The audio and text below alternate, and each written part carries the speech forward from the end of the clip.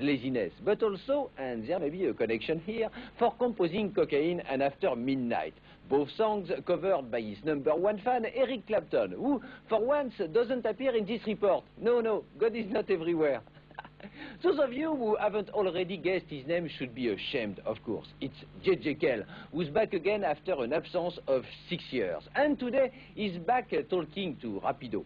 But I should warn the fashion-conscious amongst you that the man you're about to see isn't simply some character from Paris, Texas, who's been wandering lost in the desert for 5 years, but someone that Rapido happens to consider one of the major artists of our time. Rapido.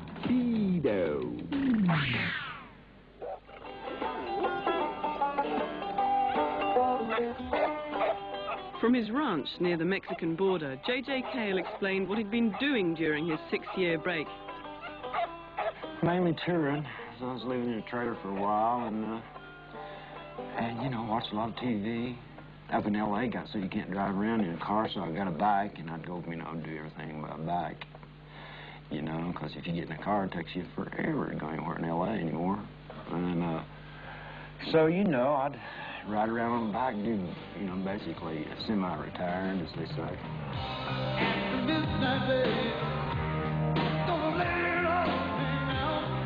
If Cale could afford not to work during his time off, that's mostly thanks to royalties from Eric Clapton's versions of Cocaine and After Midnight, which ended up in a top American TV commercial. Amazed me, man. You know, I was almost having to go get me a day job. Things were getting so slim and slow. And well, somebody said, you know, man, that you got a song on national TV. I went, what? I said, yeah, Eric Clapton's got After Midnight as a Michelob commercial. And I was amazed. They played that thing for 1.5 years, man.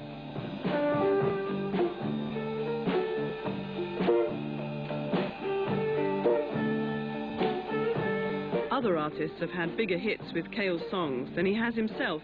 Does he ever feel he's missing out? I used to try to be commercial, which is real hard for me. I don't do that as much now. Now I just kind of do whatever I do, and if it comes off commercial or where people like it, I guess I'm lucky.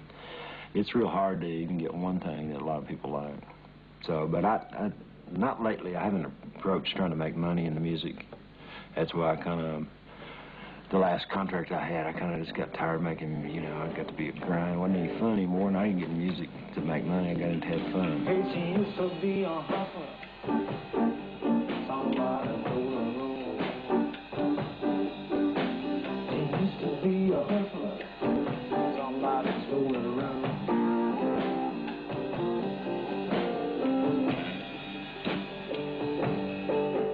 Cale, seen here rehearsing with his new band, is also a recording engineer and producer, but he's not too forthcoming about any tricks of the trade he's picked up. Some of the stuff, yeah, you know, I kind of been making the record the same way for 30 years, right?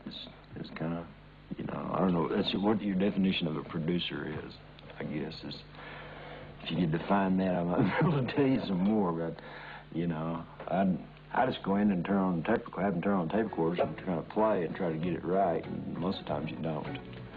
Sometimes you do, and that's ones you try to, you know, sell. Hong Kong, Tokyo, and Singapore, New York, Boston, and Baltimore. They take you right down where you don't want to go. You talk too fast and you walk too slow. Shanghai, Shanghai, Shanghai. Although Cale's new album, Travelogue, may well win him widespread recognition, hasn't he ever felt bitter at the success of artists like Clapton and Mark Knopfler, whom he so clearly influenced?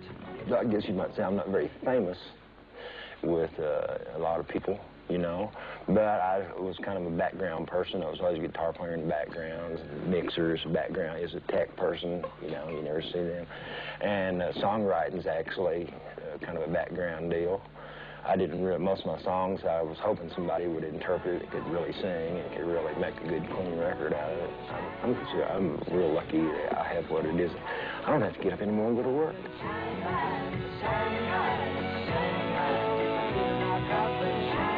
It is time now to visit Amsterdam, Holland, where, and not a lot of people know this, including the Dutch,